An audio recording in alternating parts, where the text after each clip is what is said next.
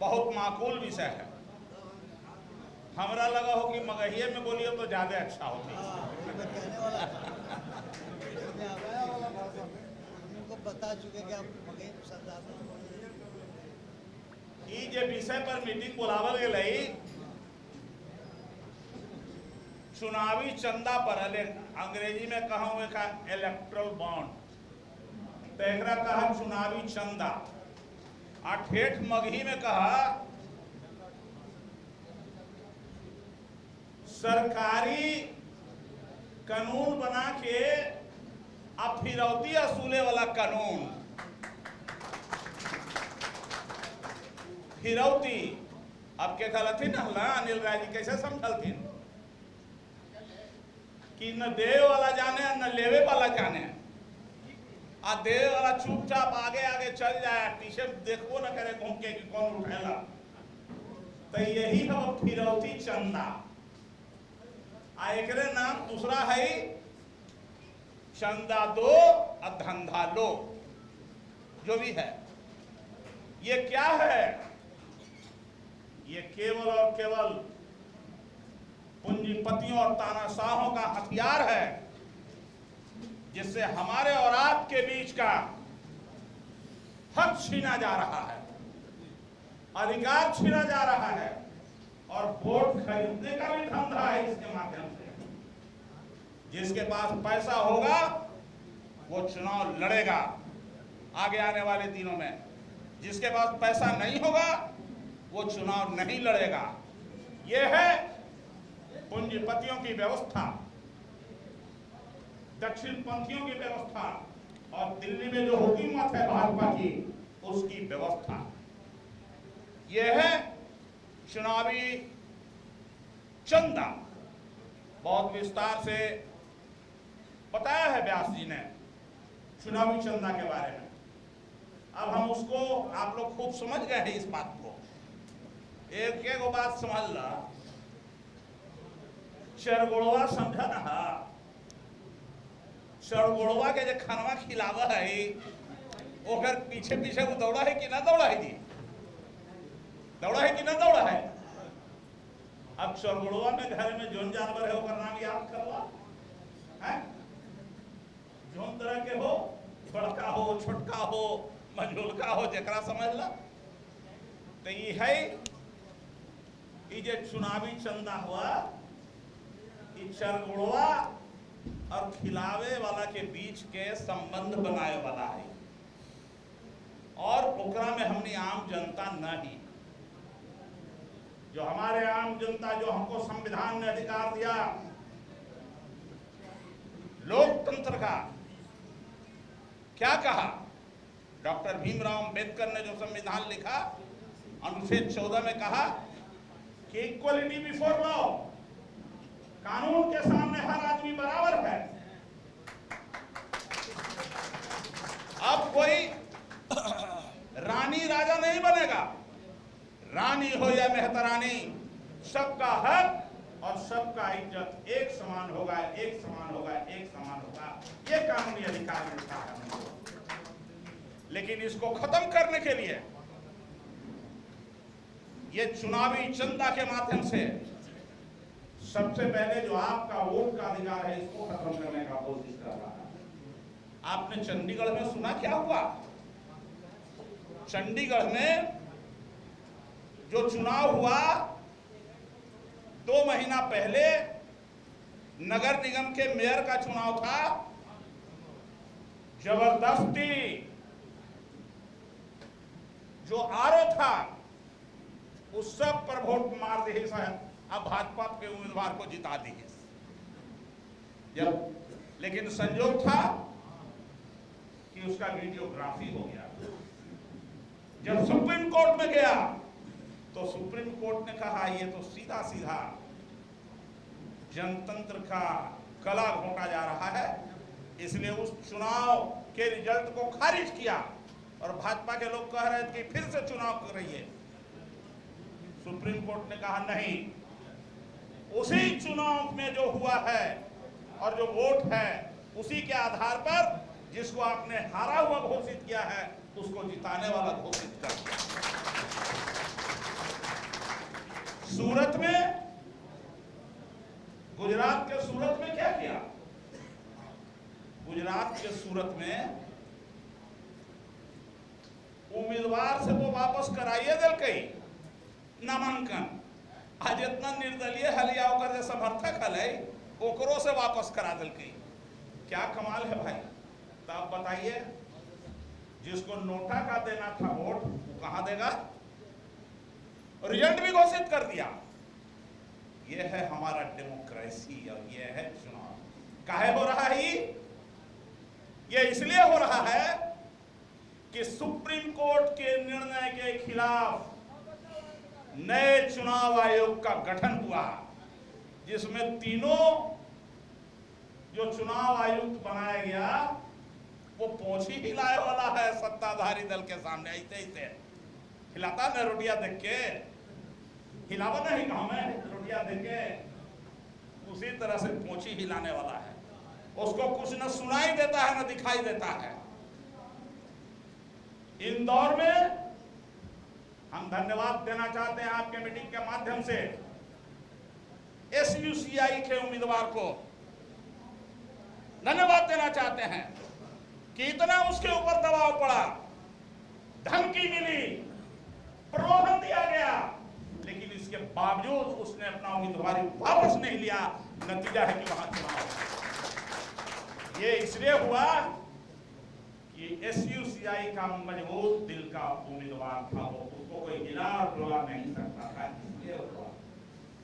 आज हमको इस बात की खुशी है। यहाँ मुझे लगा था कि जहानाबाद में और इस 2024 के चुनाव में जनमुक्ति आंदोलन जो अपना आंदोलन चलाती है ग्रामीण इलाकों में, पलामू में हो चाहे मगध में हो या दूसरे भी राज्य में हो, इस आंदोलन में जो लोग काम करते हैं वो भी चाहते हैं कि देश से जो भी सत्ता है उसको जाना चाहिए। जो जनतंत्र को खत्म करने, लोकतंत्र को खत्म करने वाली है उसको जाना चाहिए। और दीपांकर जी की भी और माले भी चाहती है कि वैसी सत्ता को समाप्त होना चाहिए, दिल्ली की हुकूमत से जाना चाहिए, जाना चाहिए, जाना चाहिए। हम 10 दिन पहले आए थे, यहाँ नवादा गए थे 10 दिन पहले, और हरि जी को कहा कि जरा हमारा दाल पत्थर खाली तो खिलाओ। हम लोग 5-7 आदमी थे, रामदली जी, इन्होंने स्वीकार किया और उसी दिन घंटों बैठ के हम लोगों ने बात किया व्यास कि भाई चुनाव हो रहा है, आप समर्थन जरूर देंगे यहाँ इंडिया अलायंस के उम्मीदवार सुरेंद्र यादव, लेकिन इसका एक स्वरूप निकलना चाहिए। और जो क्रांतिकारी साथी लोग हैं जो चाहते हैं कि देश में सत्ता का बदलाव हो और गुणवत्ता के साथ बदलाव चाहते हैं, वैसे लोगों को तो एक प्लेटफॉर्म पर आना पड़ेगा। आदरणीय कॉमरेड दीपांकर जी से हमने आग्रह किया कि आप, धीरेन्द्र जी के माध्यम से इनसे हमने निवेदन किया और आग्रह किया कि आप 19 तारीख को जहानाबाद चलिए। और संजोग से हमारी पार्टी की ओर से मुझे कहा गया, तेजस्वी यादव जी की ओर से, कि आप नालंदा के चुनाव में माले का जो हो रहा है नामांकन उसमें जाइए। मैंने जाना स्वीकार किया वहां और मुझे अवसर मिल गया वहां दीपांकर जी से मिलने का। हमको मालूम था कि दीपांकर जी जा रहे हैं, तो हमने हरिलाल जी को भी आमंत्रित किया कि आप उसमें आइए। बल्कि यहाँ से मैं उनको लेके गया अपने साथ और इनसे आग्रह किया कि दीपांकर जी से आप आग्रह कीजिए कि 19 तारीख को जहानाबाद आए कॉमरेड दीपांकर, और उन्होंने स्वीकार किया उस आमंत्रण को। आज मैं, और इसका नतीजा है कि आप सब लोग इकट्ठा हैं, इसके लिए मैं कॉमरेड दीपांकर को लाल सलाम बोलता हूँ। लाल सलाम, लाल सलाम। साथियों, अभी हम लोगों ने चुनावी चंदा के बारे में बात कर लिया। अब दूसरा इशू है कि हमारा संविधान खतरे में है। और खतरे में है, ये कैसे है? कहने से तो नहीं होगा। तो संविधान का 2-3 उदाहरण आपको डेमोक्रेसी का हमने बताने का कोशिश किया। चाहे वो चंडीगढ़ का मामला हो, चाहे सूरत का मामला हो, चाहे इंदौर का मामला हो। दूसरी ओर ये जो चुनावी चंदा है, ये चुनावी चंदा का भी लिस्ट जारी हो गया है। ये चंदा कैसे लोगों से लिया जाता है दबाव देके? कहा कि गौ हत्या पर प्रतिबंध लगाओ। कहा ना, भाजपा की सरकार गौ हत्या पर प्रतिबंध लगाओ। और यूपी में एक अल कबीर नाम की संस्था है जो बीफ एक्सपोर्ट करने वाली कंपनी है। उस बीफ एक्सपोर्ट करने वाली कंपनी से भाजपा ने 250 करोड़ रुपया चंदा लेने का काम किया, चुनावी चंदा के माध्यम से। अगर गलत है तो बतावे। ये भाजपा के लोगों को चुनौती है। तो गुड़ खाके आप गुलगुल्ला से परहेज हम लोगों को सिखाओ और मुस्लिम के खिलाफ केवल नफरत का बीज बोने का काम करते हैं, नफरत का बीज। दूसरी बात, कहता है हम संविधान को नहीं बदलना, 400 के पार कहता है हम जीतेंगे। ए भैया, जब 400 एमपी जीते के ओकरा मालूम हो गई, तो आज तो ओकरा ई बतिया के पता न चल रही कि पुलवामा में 42 नौजवान गरीब घर का शहीद हो गया। 400 किलो आरडीएक्स वहां ले जाके हेलीकॉप्टर नहीं दिया उसको लिफ्ट करने के लिए, तो वहां 42 नौजवान शहीद हो गया। हमारा 42 नौजवान। आज तक भारत सरकार को वो 400 किलो आरडीएक्स कहां से आया इसकी जानकारी नहीं मिली। लेकिन 400 एमपी जीत जाएगा इसका जानकारी इसको मिल गया है। जान लीजिए कैसा, कितना बढ़िया पता लगाने वाला रमजानी और जादू जानता है भाई। और कहता है कि मोदी की गारंटी है। मोदी जी, आपकी क्या गारंटी होगी जब आप अपनी पत्नी के साथ जो 7 फेरा लिया जसोदा बेन के साथ, तो उसके गारंटी को पूरा नहीं किया, तो हम जनता की गारंटी को क्या पूरा करेंगे? ये है साथियों ये झूठ बोलने वाले का। हम उसके बारे में नहीं जाना चाहते हैं। कहा कि 2 करोड़ लोगों को हर साल रोजगार देंगे, 15 लाख रुपया सबके खाता में भेज देंगे, काला धन वापस लेने का काम करेंगे, किसानों का आय दूना कर देंगे, वो गरीबों का मकान पक्का कर देंगे। और अब कह दिया कि सब जुमला था। जुमले बना दिया ना। एक के बार ना कहा है, 2 बार कहल थे। एक बार तो 14 में करके ठगवे कर गए और 1900 में ठगलक, और फिर 24 में आ गया भाई ठग वाला कड़सुम हुआ। 23 लकड़ सुमुआ से बचेला है कि ना बचेला है? बचना है ना। तो एक उपाय है केवल, अगर आप चाहते हैं कि आपके बाल बच्चा और परिवार का हक और अधिकार बचे, आप चाहते हैं कि बेरोजगार नौजवानों को रोजगार मिले,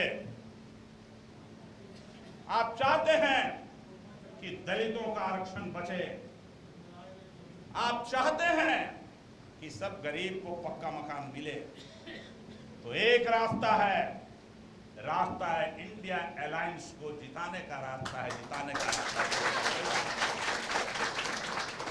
और अभी व्यक्ति को नहीं देखना है, पार्टी को नहीं देखना है, और हम लोग केवल सुरेंद्र यादव जी को वोट नहीं देने के लिए कह रहे हैं। याद रखिएगा, ये वोट हम अपने परिवार के लिए और बाल बच्चों के लिए वोट देना चाहते हैं। जो अधिकार हमको डॉक्टर भीमराव अंबेडकर ने वोट देने का अधिकार दिया। जिस दिन हम और आप इस वोट के अधिकार को समझ जाएंगे तब लोकतंत्र और डेमोक्रेसी का। जब तक हम ये नहीं समझेंगे तो हम लोगों को तो हिंदुए मुस्लिम में भटकते रहेगा, नहीं समझेंगे तो भारत पाकिस्तान में भटकाएगा। लेकिन संजोग है, देश की जनता को और आप सब लोगों को धन्यवाद देना चाहता हूं कि जितना गोटी फेंक रहा है भाजपा और मोदी, सब गोटियों को फेल कर देते। कभी कहे मंगलसूत्र ले लेगा तो कभी कहे कि 2 भैंस पे वो भैंस छीन लेगा, क्या क्या नहीं कहता है। प्रधानमंत्री के अस्त्र को उसने गिराने का काम किया है, गिराने का काम किया है। साथियों, समय आया है और विशेष तौर से दलित भाइयों को कहना चाहता हूं, कोई भी दलित, आदिवासी, अति पिछड़े वर्ग के जो लोग हैं, पिछड़े वर्ग के लोग हैं, अगर वो इंडिया अलायंस के विरोध में है या उसके साथ काम करता है तो समझिए कि वो डॉक्टर भीमराव अंबेडकर का विरोधी है, संविधान का विरोधी है, हमारे और आपके समाज का विरोधी है। इसलिए उसको कभी भी गले से नहीं उतारिएगा और कभी गांव में भी लोगों को घुसने मत दीजिए, याद रखिए। हम पूछना चाहते हैं दलित नौजवानों से, जरा गांव में जाके पूछिएगा, 2014 के पहले जो MA BA पास किया, इंटर पास किया है लड़का, छात्रवृत्ति मिलती थी ना, उसको छात्रवृत्ति मिलती थी ना, और अब 14 के बाद मिल रही है क्या? नहीं मिल रही है। तो ये 5 किलो अनाज दे वाला तोरा पढ़े लिखे के जो अधिकार मिला था, माए बाप के ताकत नहीं कि पढ़ा सके किताब कॉपी खरीद के, इसके लिए छात्रवृत्ति की व्यवस्था थी, जिसको उसने समाप्त किया और तुम्हारे आरक्षण को भी इस तरह से समाप्त किया। यह है भाजपा की हुकूमत, यह है दिल्ली की हुकूमत। जिन नौकरी देने की बात कहा, एक बात और कहा, अभी समझावेंगे नहीं ज्यादा देर तक, उसको समझ के जाके आज जाके देखी है, मोबाइल में पढ़ी है, DOPT ने कानून एक आदेश जारी किया बगैर संसद के परमिशन के, कहा कि जो जिस कोटि का है, याद रखो भैया, जो जिस कोटि का है, दलित, आदिवासी, पिछड़े नौजवान, उसी कोटि में रहेगा, उस कोटि से वो बाहर नहीं जाएगा। चाहे कितना भी वो मेधा हो, कितना भी विद्वान हो, कितना भी तेज हो, टॉपर क्यों नहीं हो जाए, लेकिन उसको आरक्षित वर्ग के कोटा में ही रहना होगा। ये कह दिया। ये बड़ा भारी हक मारने का काम किया, बड़ा भारी हक मारा है, याद रखिए। अभी हम उस विस्तार करेंगे तो थोड़ा लंबी हो जाएगी हमारी बात। तीसरी बात, कि बेटियों के बारे में कहता है, बेटी पढ़ाओ और बेटी को पढ़ाओ। हम पूछना चाहते हैं, मणिपुर का एक BSF का जवान, जिसकी बेटी को हजारों लोगों के सामने नंगे करके घुमाया गया और रेप किया गया उसके साथ, उसका बाप कहता है, जो रिटायर्ड जवान है BSF का, कि मैं अपनी कारगिल युद्ध को जीत लिया, लेकिन मैं अपनी बेटी को रेप होते हुए मेरे सामने में नहीं बचा सका। ये रोते हुए वो फपक के रोने लगा और आगे एक शब्द नहीं बोला। शर्म है ऐसी हुकूमत को जो कहता है कि बेटी पढ़ाओ और बेटी बढ़ाओ। और आज तक मणिपुर नहीं गया चुनाव में भी, और वहां की सरकार डबल इंजन की सरकार है। आजकल बिहार में भी घूम रहा है आसाम वाला मुख्यमंत्री। ये सब तो कहीं घुसने देने लायक नहीं है। भाषण सुनना तो दूर बार, हमारे राज्य में घुसने का ये लोग आधार भी नहीं रखता है, योग्यता नहीं रखता है जिस तरह की कार्रवाई कर रहा है। हमारी पहलवान बेटियां जंतर मंतर पर धरना देते रही, लेकिन उन पहलवान बेटियों का एक न सुना गया। और जो रेप किया था ब्रजभूषण सिंह, उसको टिकट दे दिया था। जब कोर्ट से केस उसने हुआ तब उसके बेटा को वहां दिया है टिकट, भाजपा ने याद किया। तो कितना बढ़ा। और वही बेटी हमारे नाम को रोशन की, ओलंपिक का जाकर के गोल्ड मेडल लेके आई थी। उसके साथ भी ये घटना। और तो यहाँ बगल में बीएचयू है बनारस में, अभी मध्य प्रदेश का चुनाव चल रहा था। आईटी सेल का नौजवान, 3 नौजवानों ने बीएचयू का उस लड़की के साथ रेप किया गया। अब पता नहीं आज तक क्या हुआ उस केस का भाई। वहां तो कुछ होता ही नहीं है। केवल इसलिए अंतिम में स्वीकार किया वो तीनों लड़का जो आईटी सेल का था, बीजेपी का, कि वो सीसी कैमरे में दिखाई दे दिया और उसकी पहचान हो गई। तो ये है बेटी पढ़ाओ और बेटी बढ़ाओ वाले लोग। इनके 2 चेहरे हैं। एक है जो अंदर का बहुत काला है, आप देखिएगा तो इतना काला है, कीड़ा है उसमें कि जिसकी व्याख्या नहीं की जा सकती। और ऊपर से कहता है कि हम तो फकीर हैं, झोला लेके चल जाए। ए मोदी जी, आपके जैसा फकीर 8,500 करोड़ के जहाज पर चलता है, 8,500 करोड़ के जहाज पर 10 लाख का सूट पहनता है और 5 लाख का उसका कलम है। जरा ठीक से कभी देखिए, 4 मीटिंग में जो तो 4 बार कपड़ा बदल दो, अलग अलग ड्रेस बदल दो। आज जहां जाए तो हुआ कह दो कि हम तो आप ही के राज्य के हैं। मिथिला में है तो मैथिली बोले की हाल चाल है, यहाँ सबके प्रणाम है। औरंगाबाद गया में लाई तो तोहरा सबके प्रणाम करहियो, सब जगह हमारे प्रणाम पहुंचा दिया। बेईमान, तुम्हारा प्रणाम पहुंचाया जाएगा कि तुमको अब वैसे ही तड़ी पार यहाँ के लोग करेंगे जैसे आपके साहित्य कर दिया था कोर्ट ने, और फिर उससे आपने अपने केस को किसी तरह से बना बना के चले आए हैं। याद रखिए, इन लोगों